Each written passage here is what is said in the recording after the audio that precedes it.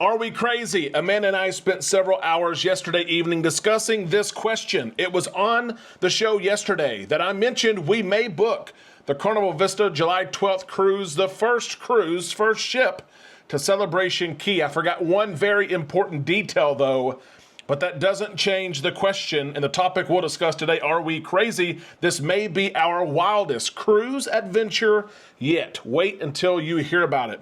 We're also going to share a couple of stories about embarkation and debarkation that were nightmarish. So much so that one cruise line even offered an apology. We all need some time in the islands. Let's go there now on Island Time.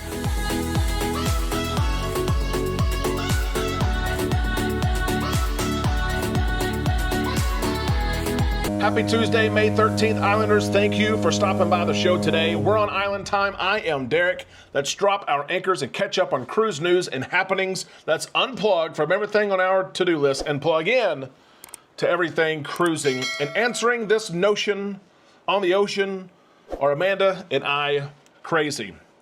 This may be our wildest cruise adventure yet. If you watched the show yesterday, you know I mentioned that I really wanted to book this July the 12th Carnival Vista cruise. John Hild announced yesterday that he would be on there. That's not the reason why necessarily. We love John. But the Carnival Vista and that sailing is the first ship to visit Celebration Key. And to be honest, several of you over the last several months have asked us if we would be on that cruise. And the answer really was no. But I started thinking July is our slowest month when it comes to sports and the kids are out of school for summer and things like that. And I thought, you know what? I'm going to pitch it to Amanda. And I did just that when she got home. She listened to me, as she always does. And she started to give me that look. That are you crazy look? Have you not thought this through look? And I was confused because I thought it was a great idea.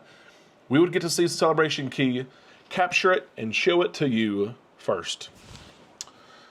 She said, you forgot one very important detail. As I often do sometimes. I'm sorry. She said, do you not remember that we are cruising July the 5th through July the 12th on the Norwegian Aqua? How could I forget that? But, and this is a big but, I wasn't going to let that stop me. I said, what if?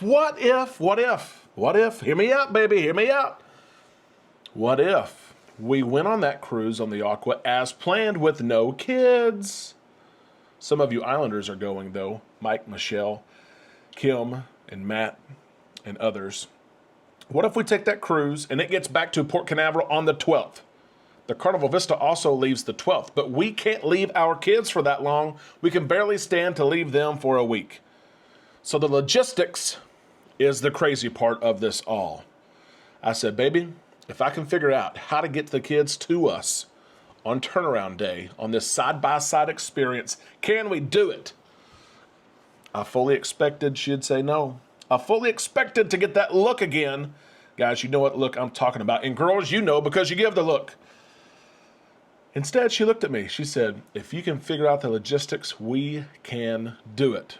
So I worked all evening, and I've worked today to see, here's what we have to do.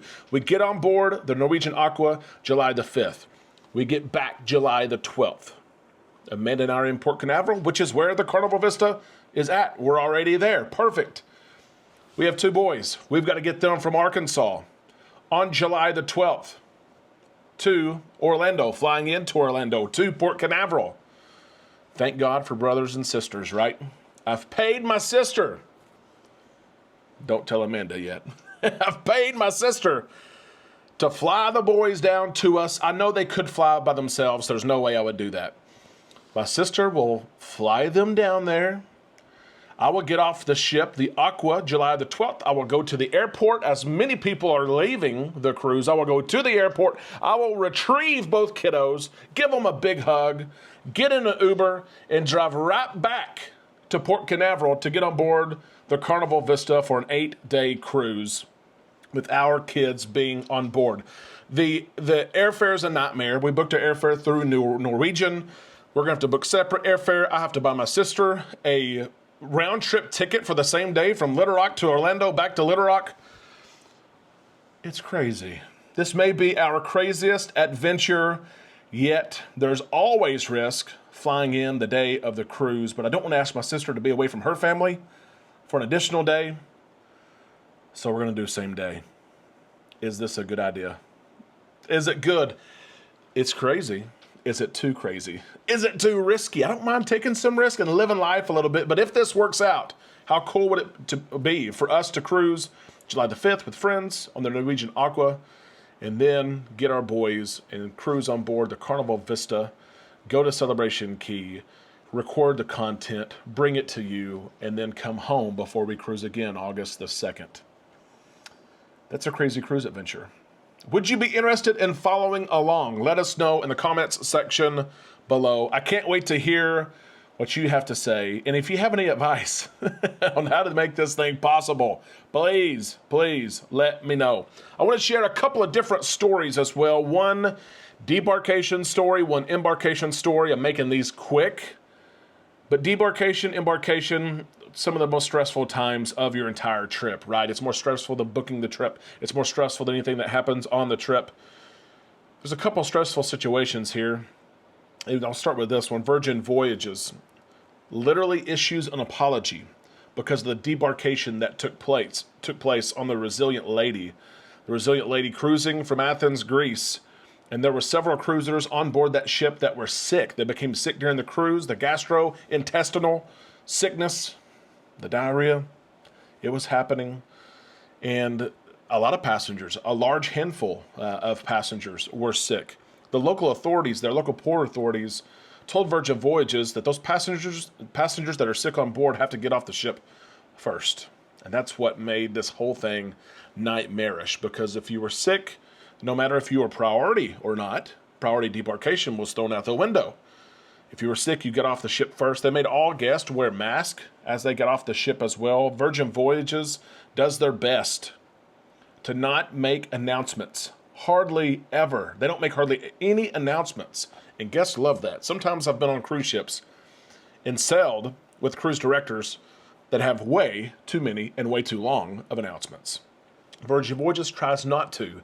And in this case, it hurt them because all the guests on board, the guests that were fine and healthy, they thought they had priority debarkation and other things, they weren't really plugged into what was actually going on. The communication was also not shared on the app.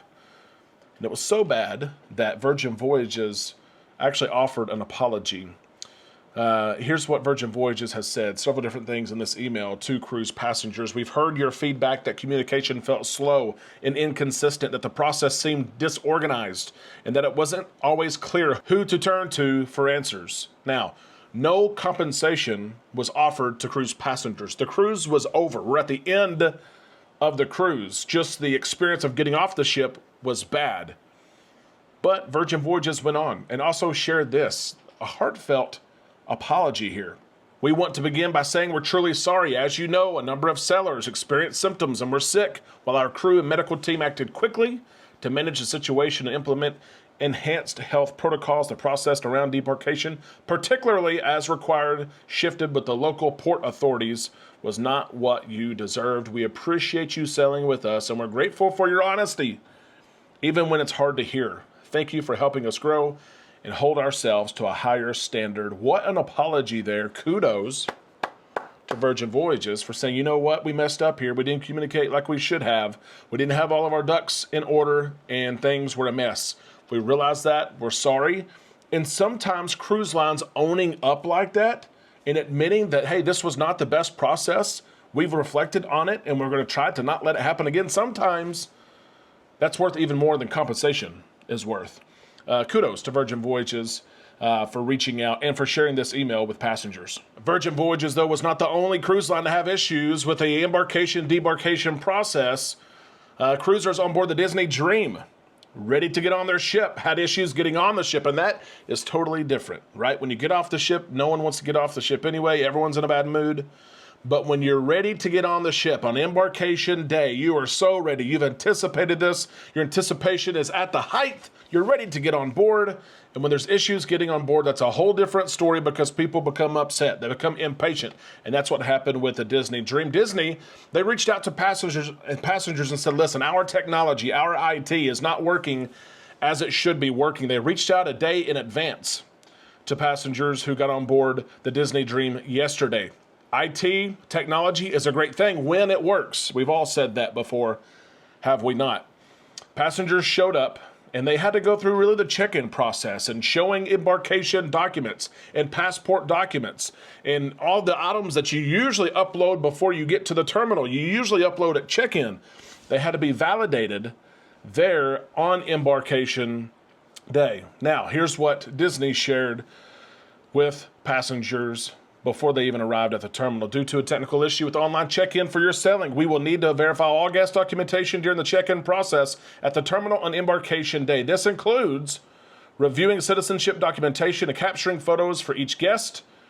There was a delay to this cruise. The thing that makes this the worst, I guess, is if it's a 7-day cruise, you have some time to enjoy on board. This was just a 3-day cruise. So when you show up, you're ready.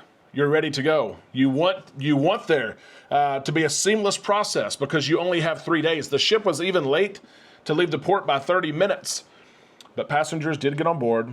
They're having a great time, but it was not the easiest process at all. Islanders, that is the cruise news for today. I hope you enjoyed it. I hope you enjoyed the initial story as well. Are we crazy? Yes, we are. Are we going to make this work? I think we will, but I want to hear from you. Keep us level here, level-headed. Remind us of some things we need to consider before we pull the trigger. We have not booked this cruise yet, but the next time that I'm sitting right here, we may have done so. Islanders, I hope that you have a great day. I can't wait to see your thoughts, your comments in the comment section below. We'll see you on our Facebook page and tomorrow right here on Island Time.